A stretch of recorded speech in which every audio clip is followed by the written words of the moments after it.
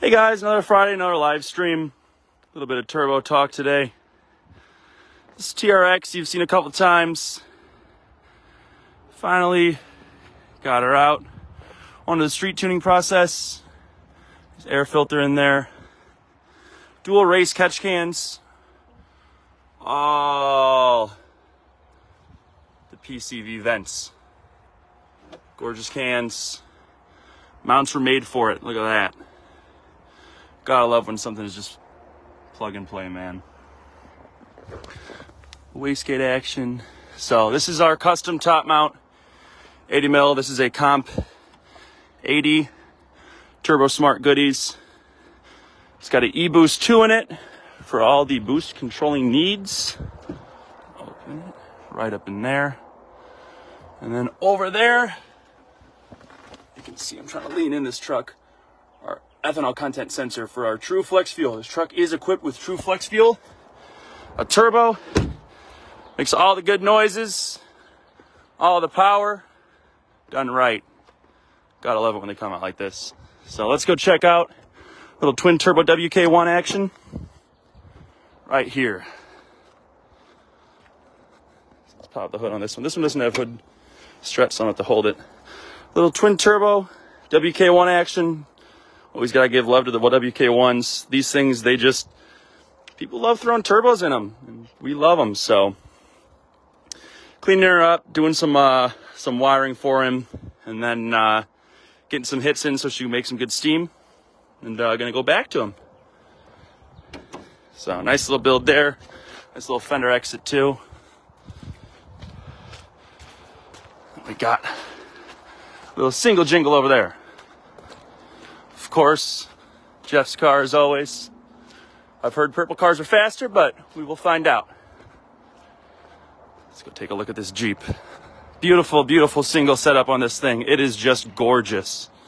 I can't stress it enough. The camera will not do it justice. Oh, man. What a gorgeous, gorgeous, gorgeous, gorgeous, gorgeous truck. Thing all paint matched. I mean, it is just a thing of beauty. I would park it in my living room and just look at it. Don't need a TV, don't need art, don't need a phone. If I just get to look at this all day, man, I'm happy. So again, more Turbo Smart hardware. Doing a little retune on it, up in the boost. Got him a number. So got that 4 fuel system on deck. You can see back there. 4 rails. We love 4 here. Good product. Works fantastic. Gotta love it. So let's get some new people in the stream. Let's take a look in the shop, see what's been going on there all week. See what everyone's up to. Got some more turbo cars in there, some goodness. So as always, don't forget we do offer detailing. Whether it's just a simple wash, full ceramic coat, full interior, engine bay, wrap, we do it all. Let us know what you want, we can get you covered. Let's go take a look at this Jeep over here. Matte black is just too sexy. So we got Arturo working his magic over here as always. How you doing, Arturo? Say hi to the people. Hello, people. Indeed, indeed. So we got our 274 up there. Helium twins. How's it been going? It's going good? Inner chiller now? Getting it done. Once I'm on it and everything's routed, just finishing up the wiring. Finishing up wiring on it? Louder. But, okay. So, another inner chiller. This guy is going to have one heck of a hawk on his hands. I mean, she is to the nines, man. Heck of a hawk. Heck of a hawk. So let's go check out what John's working on. Jeep coming together. Got some more parts in. Oil pan, front cover. You can see that sexy little thing there. Oh, this thing's going to be so wicked, guys. I can't wait to see this thing in action. Feelings are going to be hurt. Cars are going to get sold. If I get gapped by a Wrangler, my car is sold. So this thing is just too nasty. Too nasty. Let's see what John's up to. How's it going, John? Not too bad. New hire. He is our engineer's brother, so we keep it in the family here. Doing a little front crank action. What you doing there? Taking the front pulley off? Taking the front pulley off and then pin the crank off. Pin the crank? Were you just putting stock pulley on or going to an ATI? ATI. ATI. Nice. Gotta love it. Getting her the boost she wants. Little 1320 action. I love these cars, especially in B5.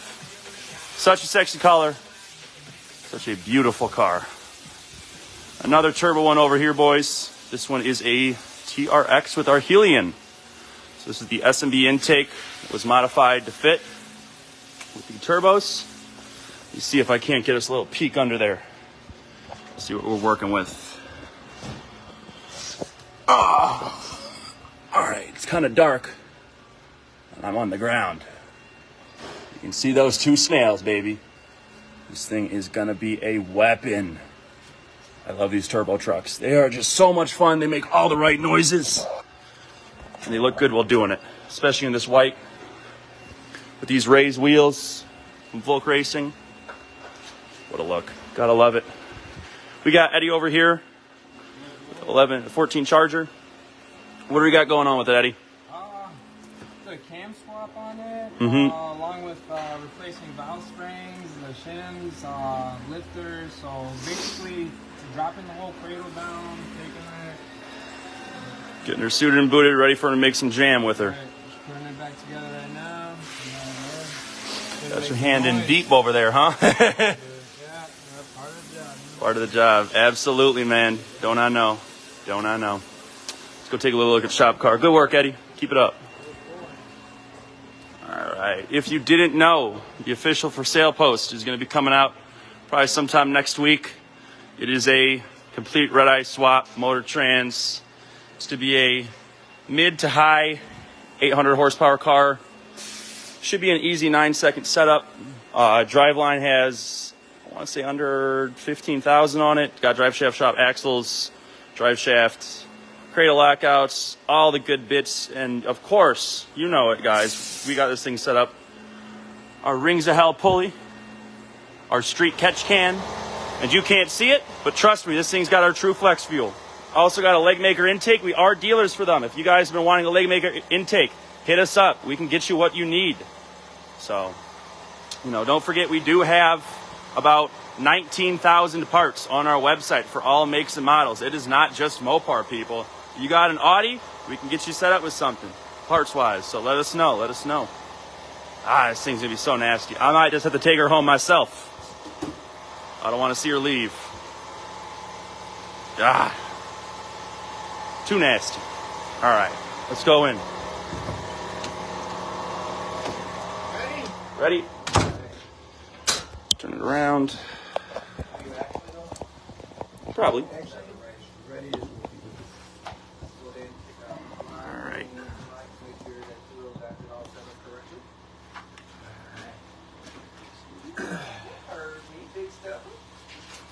Grabbing our questions. What's going on, everybody? A little snowy and coldy day we have here. Did I say coldy? Coldy. Coldy day. Weather's Snowy messing and with our coldy. heads. Yeah. A little bit of that. All right. A little sick recovering from some stuff, so bear with us there. So, all right, so we'll get into the answering questions portion. We'll get into the could you, should you. Yeah, so we'll go from there. So what's the first question you got for us there, Tulo? Should you, could you? What do you call it? Single piece drive shaft or JSB carrying an upgrade if my drive shaft goes out, or OEM replacement. Yeah. So it depends on the application, obviously. So red-eye drive shafts, for example, we use the Hellcat platform, are very, very stout. We have a lot of 8-second cars running on those. So the pros and cons, I guess, to a single piece versus a two-piece. Two-piece is nice because it helps absorb a lot of vibration. It does absorb a little bit more shock. It's smoother on the roads for daily driving, normal street driving. So that's kind of the go-to as much as you can. So when the red eyes came out and they improved the drive shaft capability, it was a very nice upgrade for a normal Hellcat. So I'm a big fan of that. We have a lot of fast guys running that. So the JXB upgrade is a nice little add-on. We have seen those fail. I know Blake Mushin had his. He actually broke his two-piece. So that was it a stock two-piece? It was a stock two-piece Red Eye and a Charger. They're a little bit heavier, but so street cars, if you can stick with the two-piece, it is beneficial. So the Red Eyes are, like I said, a great upgrade. Going down to the racing, it comes down to a weight thing as well. You eliminate 2 shafts, only have 1. You make it a little bit lighter with the material you can use, so there's benefits there. They can be stronger being a single piece. There's less moving components per se.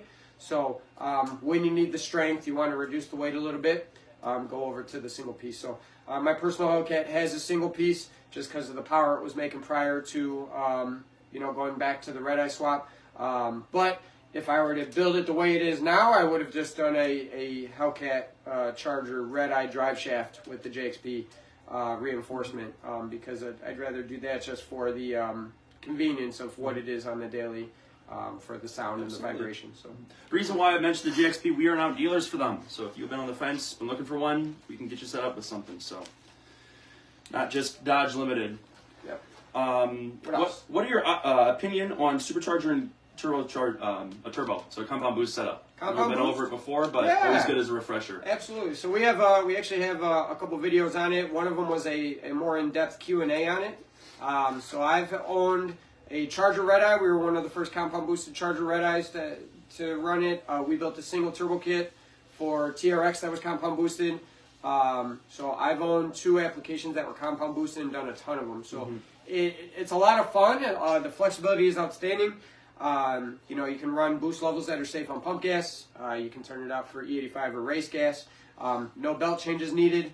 So the pros to it, the boost control, right? You can make 13 pounds of boost. You can make 30 pounds of boost, and you don't have to change anything supercharger, blower wise, belt, pulley, anything like that. So what that means is you're able to add horsepower and boost without the need of increasing the rate of which the RPM of the rotors are seeing in the supercharger. So it keeps it more reliable in that sense. You also have the immediate hit of the blower with the top end of the turbos as well. So, that's kind of the pros to it. The sound. It's great. Little part throttle pulls and you hear the blower, you bury your foot and then turbos take over. So it's pretty cool there.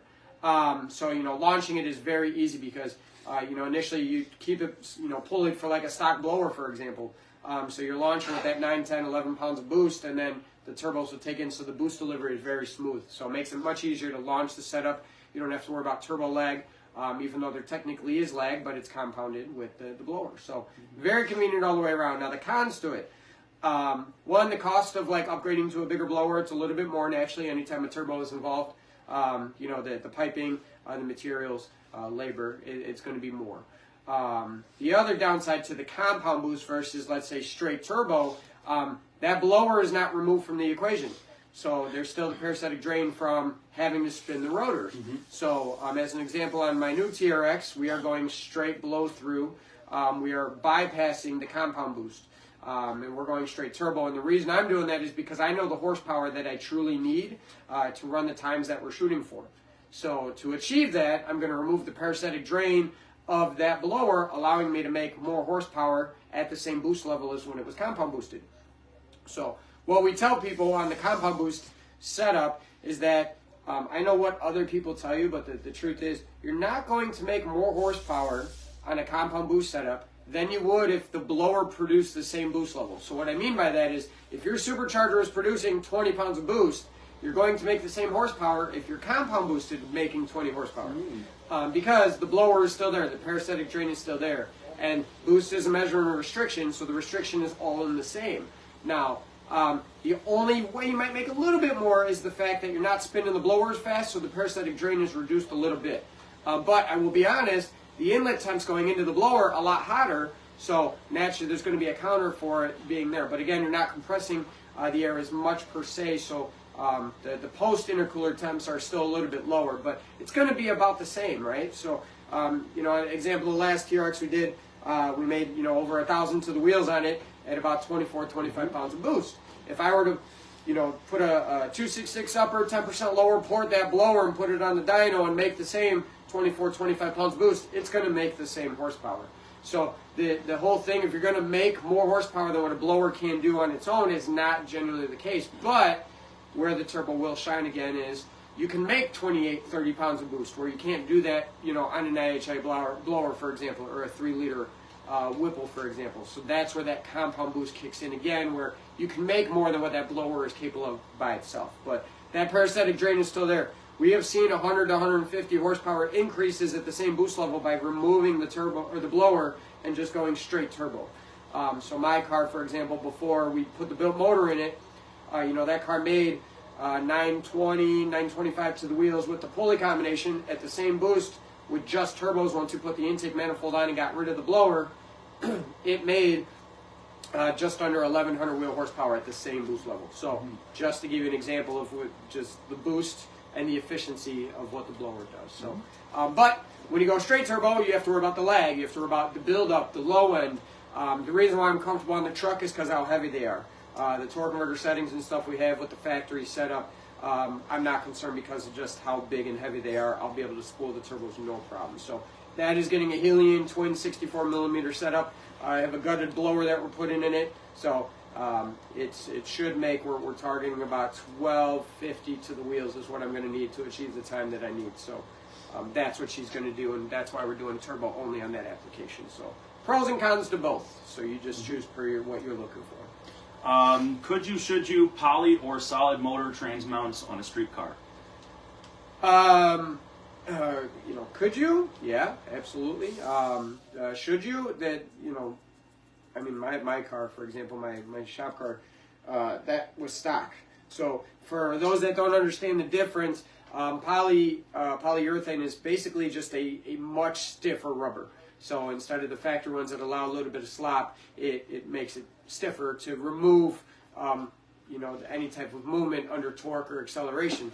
So the benefits when you're looking for accelerating or launching a vehicle is you want to remove as much slop in the driveline, suspension, and everything that you can and put it to the tire to accelerate and go forward. So in that same instance, if you watch an engine on a stock car, when you rev it, it rocks, right? So by putting polyurethane mounts in, it helps to reduce that, which means that energy is now being transferred into the tire to allow you to accelerate. So the pros to it are it's helping you transfer that and prevent the movement. The downside is you're going to feel stuff a lot more, just like cradle lockouts, just like any upgraded suspension components that you put polyurethane in. You're going to feel the vibrations more. So the performance side of it is, beneficial in regards to it removes the ability for things to move there. The downside to it is you're going to feel it more. So in regards to the should you, that's up to you again. If you're okay feeling that and you want to do every little bit you can to transfer the energy where it wants to go. My personal vehicles, I chose the comfort side of it, and that's why mine had stock mounts in it. So. Okay. Good question, though. This is kind of an application-specific one, but what do you recommend, turbos or supercharger in a built motor? It's very application-specific. Yeah, we love turbos, and as you see on my shop vehicles, I took the turbo route for pretty much every single one of them. Again, and the reason why is because of the flexibility. I drive my cars on the street. That's where I drive most of it. My girls love going for rides, and I do take them to the track. So it's one of those where I don't want to necessarily have to, that you think about if I put a 3.8 Whipple with a 426, big Tech heads, and have the thing pulley to make 28 pounds, and I want to take it out on the street, that blower is spinning at that given rate all the time. You are spinning the heck out of that thing, you know what I mean? Where turbos, you just hit a boost controller button and, you're making 800 wheel, much more drivable. You're not overspinning anything or producing extra heat when it's not necessary. So that's kind of where the benefits come in for that turbo and the flexibility. Naturally, too, at the same token, for any given horsepower you need, you don't need, more boost to, compensate for the fact you have a big blower on it, right? So naturally, the big blowers are nice for the immediate torque. The low to mid-range power they produce, so getting out of the hole, especially with these heavy vehicles, they're very beneficial. But like I said, it's a very good way entry into it. It is application specific. The downside of the turbos, it takes a little more time to dial them in. You saw the journey we had last year with the shop car. We started early about this time where, we out of the gate we were running mid to low 9s because we're working on the boost controller and getting the launch dialed in, all the way up to after several visits to the track, I could produce an 850 every time I went out, no matter the surface, because of dialing it in. So it takes a little bit more. The fact that, you know, boost or power at any given RPM can vary depending on the load and, you know, what you leave with. So it takes a little bit more to get it there. Also, building the turbo kit and the design of it, turbo choice sizing, and so on and so forth, is a little more specific per your application and what you're looking for, right? I see guys all the time, oh, I have twin 72s, twin 76s, I make 1600 horsepower, but your dyno graph looks like this instead of a line because it takes so long for those turbos to spool. I've seen guys that make 1600 wheel horsepower run 135 miles an hour because they're running 3.0 60 foots because the thing's not spooling. So bigger isn't always better, and the design and the build and the tuning around it really, really go a long way, which is why, you know, originally when we announced we were doing a 426 with twin 64s on the shop car, everybody that follows other shops was like, oh, it's going to be too small of turbos. No. And we weren't even close to tapping the turbos out, but what it allowed us to do was I didn't need a big, massive stall. You know, I had I think it was a 3200 stall in that car, and I left drivable. I left it 2800 RPM, you know, and pulled high 1.2, low 1 360 foots with it consistently. So a lot goes into speccing the turbo setup, and if you have one incorrectly specced, it can really produce a negative experience all around. So, but that's why we like turbos, is the flexibility and the efficiency behind them. So the blower rod is cheaper, and if all you want is that end dollar horsepower goal, there are setups for that, but you lose a lot of the flexibility and the convenience of being able to drive it on the street and the track when needed. So. A good one from Jeff, kind of tying into that consistency. Is the DSC controller a good upgrade for Hellcats, and is there any power level you see has become more beneficial at? We did briefly hit on the DSC controller a couple weeks ago in a vlog, so good to revisit it. So what that is an aftermarket controller that replaces the factory for controlling the shocks for the adaptive suspension that comes into Hellcats. So it's one of those, there's no negatives to that. So, you know, basically what it is you're going to see the improvements as your power increases from it. Naturally, a 600 horsepower car is going to have no problem hooking and, you know, maximizing what they're capable of with the power they have. But once you get into 1,000, 1,200, so on and so forth, that's where the gains and the consistency are amplified. So what we experience with it, we've tested a lot of customer cars. We are a beta tester for Trackhawks with one of our customers. It's a consistency thing. So I wouldn't necessarily say you'll get a faster time than what you're capable of without it, but what it is you're able to produce consistent times or that same time pending the surface and where you're at. So the more power, I think, the more beneficial it is, especially with weight transfer. You know, leaving with 1,000 foot-pounds of torque, you're able to really pull that front end up more versus 600 foot-pounds of torque where it doesn't rise as much. So what the DSC controller does is it uses G-force, the sensors for the shocks and all the suspension components. So basically when you initially transfer the weight, it locks the suspension in that form going down the track. So you'll see a lot of high horsepower cars where they'll raise the front and then they'll unload, which unloads the suspension. Sometimes they break the tire loose there and after. Or with the DSC, it helps plant it and keep that form to help reduce unloading of the suspension. So yeah, there's no negatives, and people have even advertised that they drive better on the street in normal driving conditions, so it's not even for racing. But it's basically just a more advanced computer, so the feedback from the sensors and everything can be used better for your given application. So it's a nice unit to have, and all of the testing that we've done and the applications used it on it was well worth it. So I do recommend it for anybody. It doesn't matter, but you'll notice consistent and improvements, and those will get better as you make more horsepower. I got a question, and I also got an answer for it. See the clutch pulleys and rings posted on the page. When are these ideal to install? Anytime.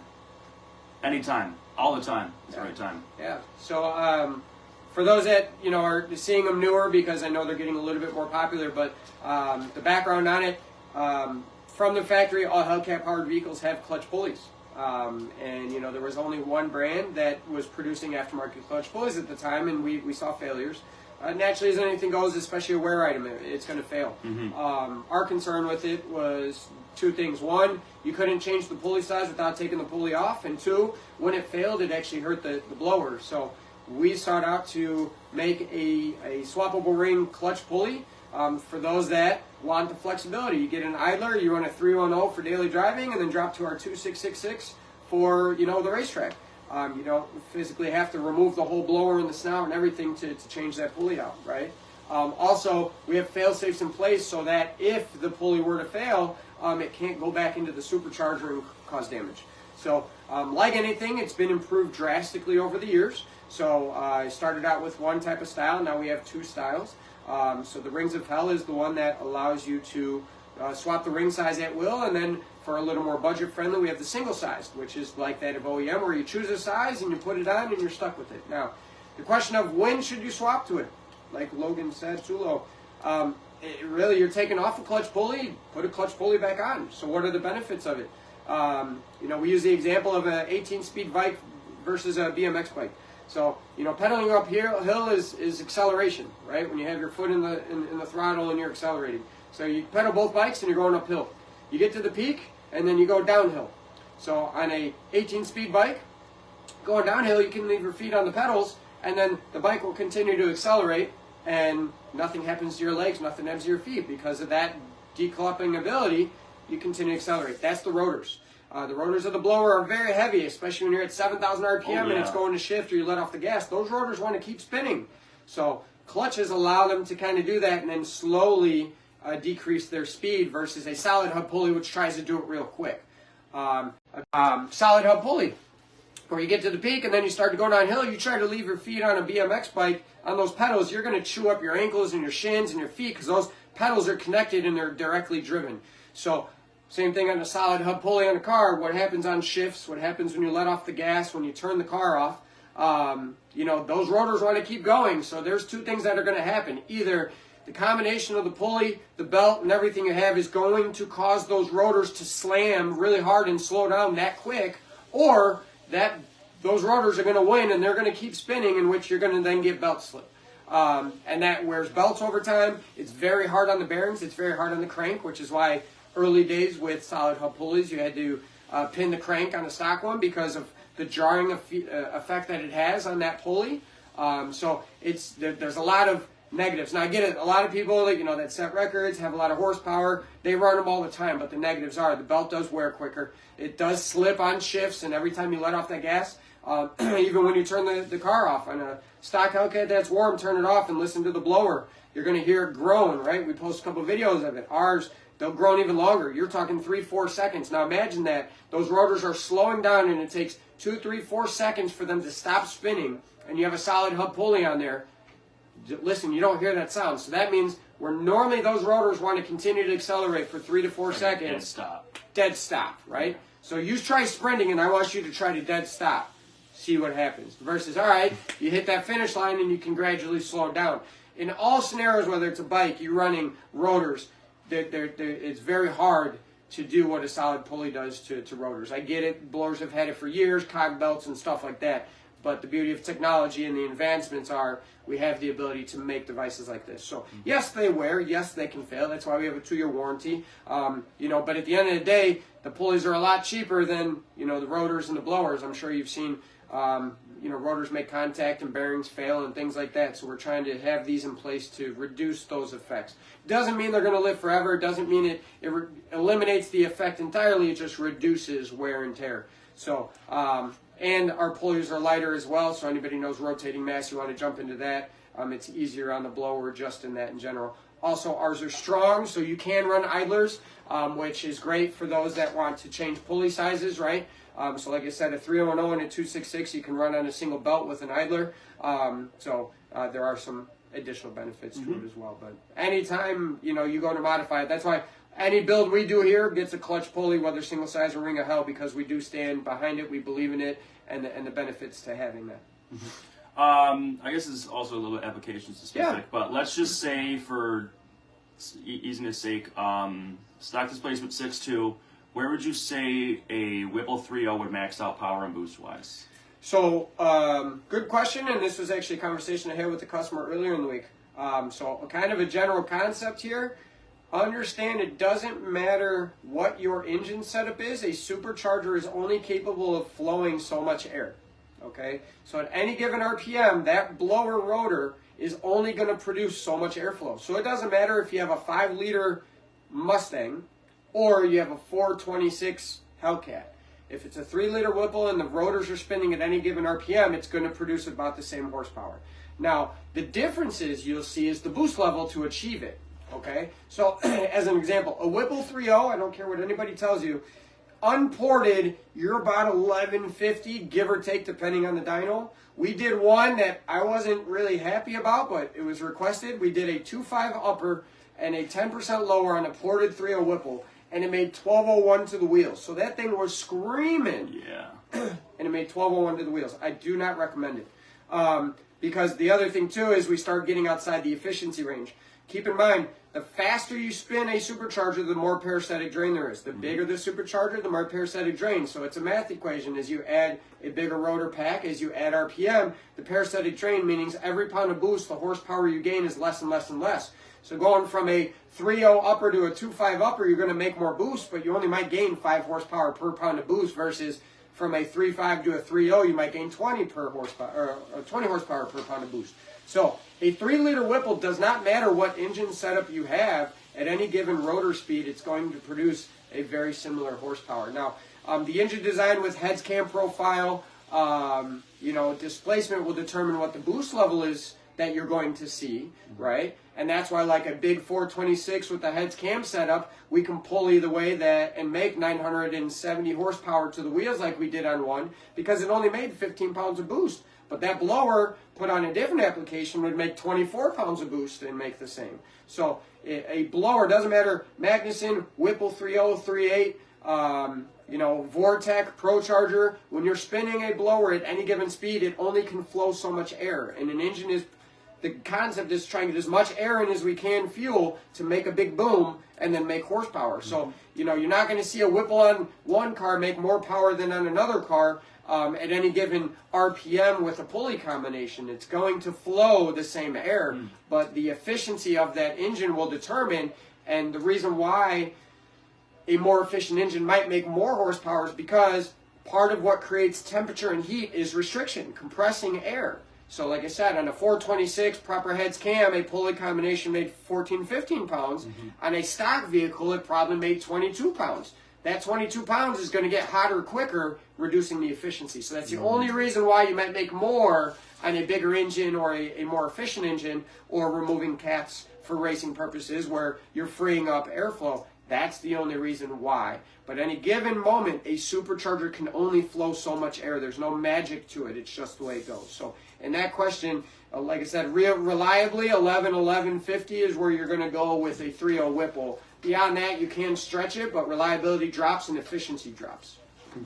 Banking off that question, one last one for a Hellcat Trackhawk powered vehicle. Whipple 3.0, Magnuson 2650, or Red Eye blower?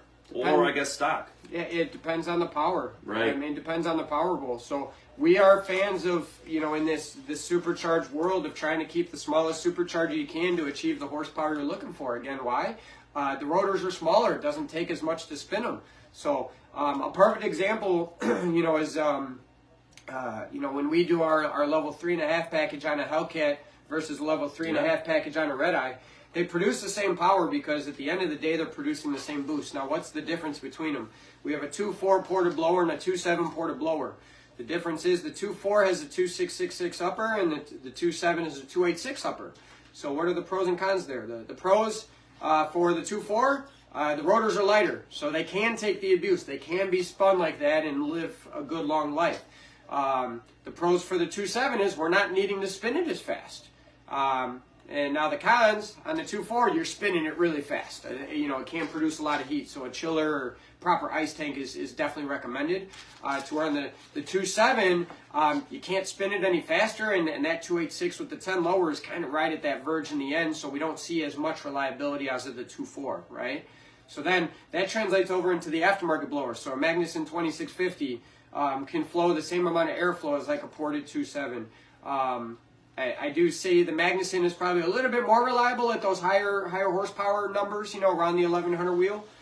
So again, depending on the horsepower. If you want a little more than that, you're going to have to go to the Whipple 3.0. Again, reliability becomes in question. And the only reason these blowers can make more is because they can flow more, being that they're bigger, right? The 2.7, in theory, if it was as reliable as a 2.4, we should be able to pull it down more and make the same as a Magnuson 2650. But it's just not as reliable due to the structure design. So again, application specific. If you want to make You know, realistically, you know, 1,000, 1,050 to the wheels. I'm a big fan of the 2.4 ported with our 2.66 and the 10 lower for, you know, racing purposes. We have a ton of those, and honestly, our fastest cars run those. But again, it just depends on how much power you want to make. So, or you just compound boost it and leave it stock and turn it up with the boost controller. So, all right, I think that's good for now. So, keep the questions coming. We'll address some of those next week. And again, thank you for checking in, guys. We're gonna go grab some lunch and shovel some snow. So, Yeah. Thanks again.